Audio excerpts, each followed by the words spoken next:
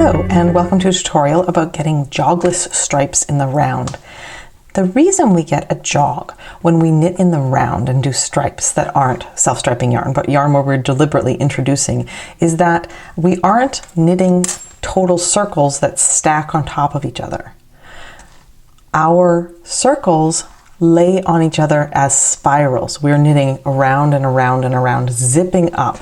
And when we go from one round to the other, there's sort of there's a moment where we have to do that little bit of a climb in a spiral. And that creates a bit of a jog. So to do a jogless join, one of the easiest methods is simply to knit the first row of a new color exactly as you would normally do. You've been knitting around, all the stitches have been one color on your needle, all of a sudden you come back and boop, there's the new color. All you do is slip that stitch purlwise onto your right needle tip. That's it.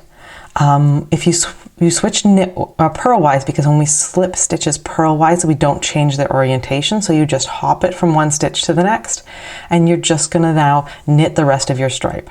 So by not knitting that stitch, what you do is you make that column of stitches just a little bit shorter than the ones beside it.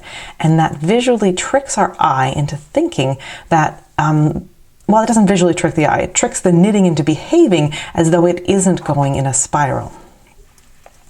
So when we look at the beginning of a round, when we have stripes, you will always notice that the first stitch in the round has fewer stitches than the stitch beside it. So I have 1, 2, 3 white stitches here with all of these stitches, but right here I have 1, 2, because of course I slipped one stitch. I didn't knit it, so I couldn't have made 3 stitches tall here just for this one little column. That's all there is to it. When you get to the first stitch in the second round, don't knit it, just slip it purlwise, and you'll have a slightly less joggy join. Hope that helps. Happy knitting.